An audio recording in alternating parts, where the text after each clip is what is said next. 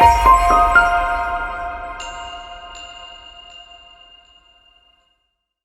right, good evening. We will call the Public Utility District of Skagit County Board of Commissioners meeting to order. The date is March 28th, 2023. The time is 4:30 p.m. If you would join me in the Pledge of Allegiance. I pledge allegiance to the flag of the United States of America and to the republic for which it stands, one nation, under God, indivisible, with liberty and justice for all.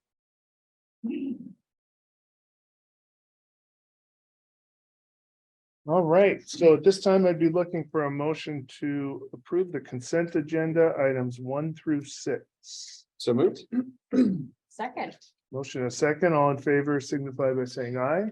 Aye. I do have a quick comment. The Gilligan Creek slide repair and intake, it looks great. That looks really good.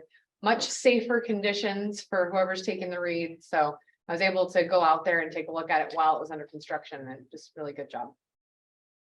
Yeah, the pictures look really good. So at this time, I would ask for audience comments. If there's anyone in the audience wishing to comment this evening, please step to the podium and give us your city of residence. All right, seeing none. You're on Zoom, you can use the raise your hand function. Don't see anybody out there. With that, George, the general manager's report. All right, thank you. Good afternoon, commissioners. I do have an update, just trying to debate how fast I can go through this. There's a few things that I think is worthwhile updating, so just not go too quickly, but last week we learned that 3 of our funding requests that went to the state were funded in the draft budget from the Senate. So we're tentatively funded for 1.25 million for water line relocations in the 10th and the 39th, and 206,000 for the public meeting space for our new building. So that's a good start. The House budget came out yesterday, and there was a little bit of confusion. We thought we were going to get some money in the House budget, but it turns out it's not going to happen. So we just need to get the money that's in the Senate budget, which is okay. So there's a lot of detail behind that, but we didn't get anything in the House budget.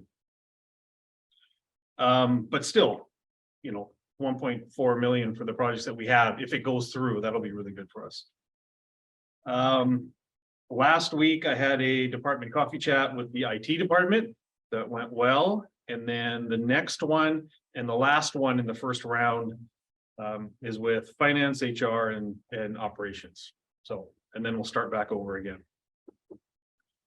Also last week, Mark will probably provide some of this in his update, but the subsection Water Olympics that was over at the Blue Taco restaurant, Mike sent an email out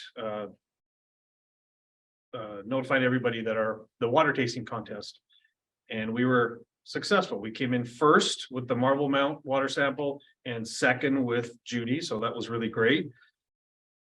Also, there was a meter madness competition, so they take a meter and all the parts and see who can put it together the fastest. And Michael Ostergaard won that. He's not here. We'll embarrass him tomorrow morning at our all-staff meeting.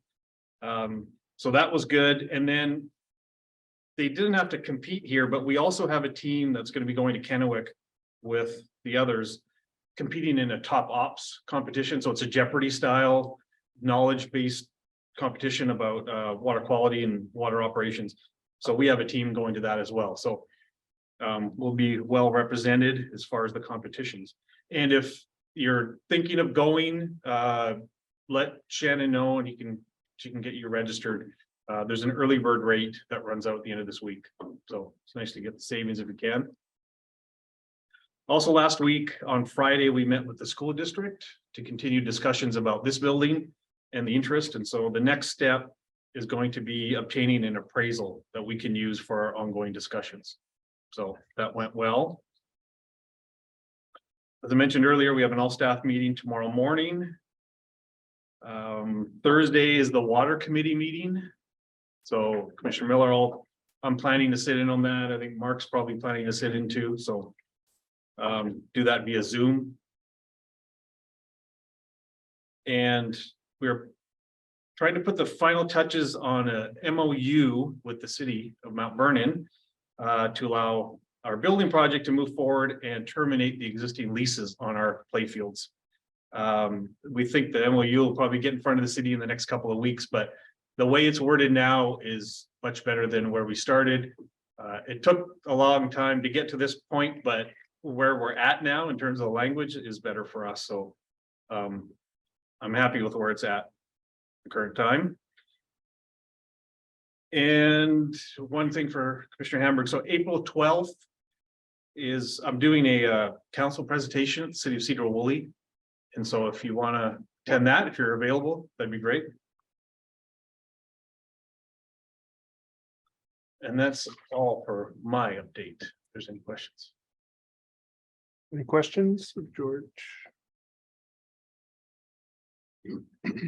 All right, Thank you. engineering department update and Mark.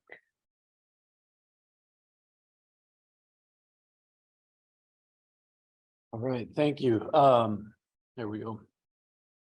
Engineering department, these are our mission, vision, and values. So this is the work plan that we put together. Can you see it? It's supposed to look long. Really? All right, perfect. So this is our engineering work plan. I presented this during the orientation, but it's the basis for my updates, and we try to keep track of our progress with that. Couple of highlights. Right now, the crews are out constructing one of our projects on Hogue LaVenture Martin intersection. It's fairly it's a tough project because it's in the middle of a busy intersection, so it's pretty disruptive. And there's a lot of utilities and other things in the ground complicating it, but we're about 75% complete. Some of the benefits of this project, or the reasons we're doing it, is there's a PRV, a really kind of nasty PRV located right there that we're taking out and replacing it. We're relocating it across the street over there.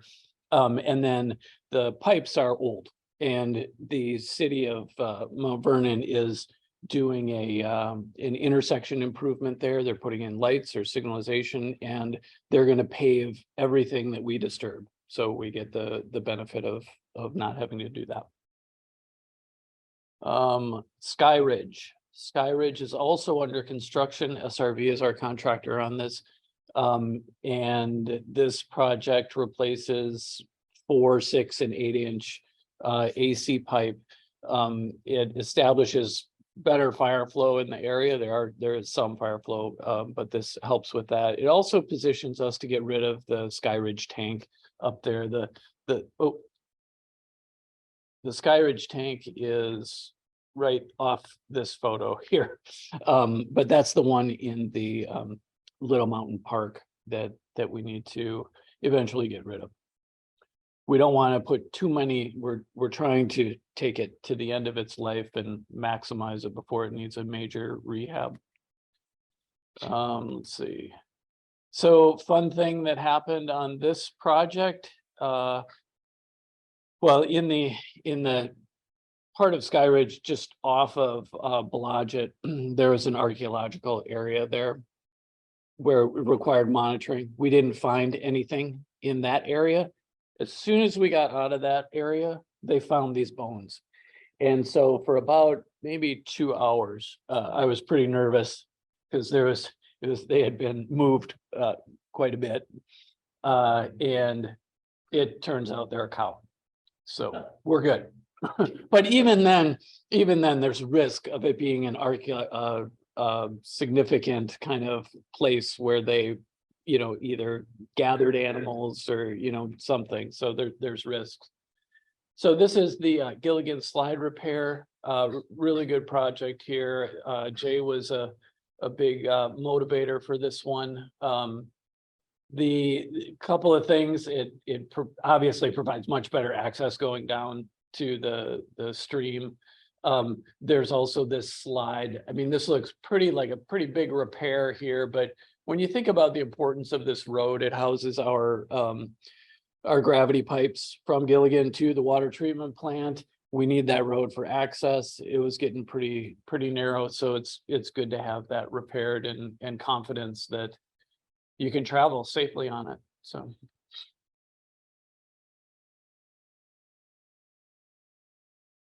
Next. That new ladder should, I mean, It's stout. it is. Yeah,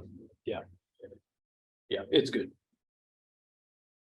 Other capital projects, so we can skip this one if you'd like. These are just, you know, we've got other capital projects in the pipeline that we're making good progress on. You can go to the next one. So community solar program. So this is the project that could place some solar panels next to the Division Digby tank. And so far, we're still in the running. Our site is attractive and they have contractors who are willing to bid on it. And it's kind of in this weird spot where the contractors are negotiating, putting together a price. And then we're going to be presented with offers from PSC. And then we'll move to the next step if we choose. And that would just be a lease then? Kind of, I don't really know what it is. Would they give us a little money through some sort of agreement, whether it's a lease or yeah, it's a lease. Lease? So that's Ninth and Highland Micro Hydro. Sam's been busy this week, last week, applying for different funding opportunities for this project. We're trying to get it, 100% funded, but there's a couple of really good opportunities out there. The community project funding and the clean energy fund is also has some opportunities for these projects. So pretty optimistic that one of these will come through, if not both, and we'll have the difficult challenge of too much money. But the application is for $1 million. So I just hit you with the laser. Okay. The building, I wasn't gonna, talk about the good news with the city, the advancements there and the lesser complicated kind of arrangement that has been put together for the ball field, just because I wanted to keep it. I didn't want to wish it any bad luck or anything. So I think once that comes together, Sam will probably do an update to the commission, but right now we're at about 90% design level. And, as soon as the permit's released, we've already received some permit conditions and comments that have been incorporated. So we're thinking it's not going to be too much more of a lift to finalize that plan set and get it out. And then, yeah, looking to break ground in August. That's what we're trying to do, August 1st. Support projects. So these are just projects where we're kind of assisting. You could go to the next. Couple of things here. Bill has been working on our Marble Mount permit. Needs an extension and Bill is working on that. Putting that together. The application is complete and we expect to submit that by the end of the week. He has also secured gone through the RFQ process for new legal counsel and for water right consultants. That's complete. And then he's also working, the Fidalgo water system transfer is active, and I guess it's kind of held up a little bit because of, well, two things. One, our project isn't done yet. We ran into the PRB took a while to get here, some material delivery problems. But Anacortes is also having problems getting materials for the meter transfers and getting their AMI system active. So they need to get their meters active and then get the meter parts and get those things installed and ready to go so that we can make that transport. Or we make some sort of arrangement where we read the meters and give them the money, but might as well just keep ownership of the system until it's full transfer. Have we been able to restock on meters? Yeah, we got some. We got a couple of big deliveries recently, with meters and with registers. So we still have some back orders. But I think we got 200 registers recently and I think a couple hundred meters for that. So we're managing to keep up with demand. And we still have orders in the Yeah. pipeline. Yep. And then the Twin Bridges service area, we're also kind of actively working on that. We had a meeting that was scheduled and it got pulled down. So we're gonna try to reestablish that. Other achievements. So Catherine Price and Scott Kilpatrick and myself attended the EDASC Meet the Buyers.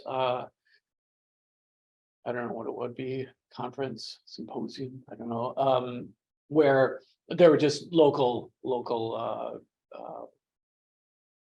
people there that were small businesses that were interested in how they could contract with public entities. And it was us along with the Skagit Regional Airport, the Jobs Corps.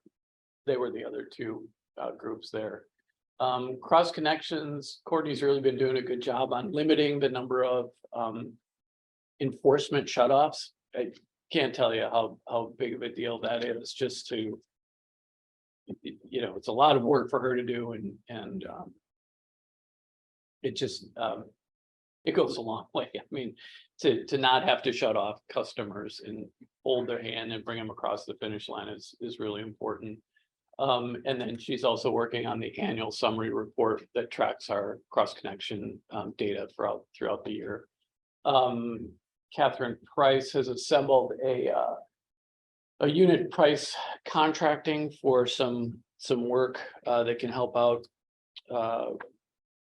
with our crews, and it's kind of first of its kind for the district. So we're looking forward to getting that going. And then, yes, Michael Ostergaard was the Meter Madness champion. So he'll be going to the Pacific Northwest section conference.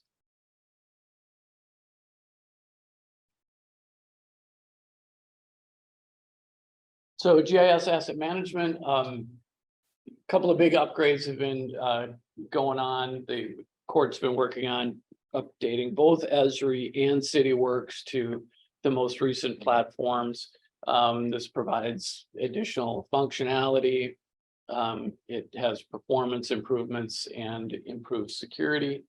And then he's also been working on importing legacy leak reports into CityWorks so that our data is more complete and we get true, just a better picture of how well our pipes are.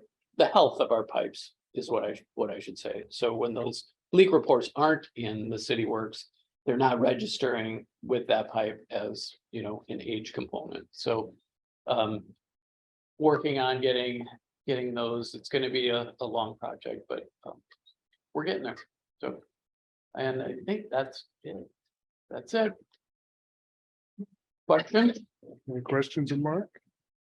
So you say August for breaking ground on the building, but have we gone out to bid and it's all? We haven't. Okay. We haven't gone out to bid, so we're probably, you know, we're looking to hit the street probably, you know, May 1st is probably a little optimistic, but that's what we'd like to do. Probably go for a 5-week bid period, and then maybe a one 5-week bid period, and then probably a 4-week contract period, you know, just to get all the documents and get some of the stuff going. And then maybe another month of July will just be contractor changing jobs and gearing up to get to our project. And then, and maybe depending on how they sequence the job, they don't need to start it August 1st. It would be nice to do it while it's dry. So, and it would be nice to get the envelope done when it's dry. too. So kind of put up some skeleton and then maybe if we could get it enclosed in spring so that it's not raining the whole winter on the, you know, exterior of it, be good. But we'll see, that's our plan. And then the Ninth and Highland Hydro, is that similar to the other, is it the PRV? Yeah. Okay, Yeah, and we're, we, for that one, we don't really have, so you need to use the energy has to be used on site, so hopefully the school can be a beneficiary of that power, because Okay. we don't have a power use. It's a high power generator, but we don't have a use for it on that site. and 1 million requested, what's the estimated cost of that project? Million. Well, okay, Yeah, it has, so the additional part that it has, there are five vehicle charging stations that would go along with it. So it'd be. Makes it a little more attractive, and if we're not funding it, it's. Go get them. maybe then I need to stop asking questions. I think. What's your phone? Yeah, your time is up. I'm not telling you, I agree. Thank you. All right, any commissioner comments this evening? Thank you to Mike Fox and Ryan for taking me up river to see our satellite locations, Rockport, Marble now. So that was really nice to see the extent of our service area and some of our smaller locations as well. And just how much they vary from our Judy system and just how much driving our distribution guys have to do. So thank you guys for taking the time to do that. For me? From you? All right, looks like. Oh, I did skip number 9. You do have the Judy Reservoir data report in there. But with that, we will adjourn at 4:52 p.m.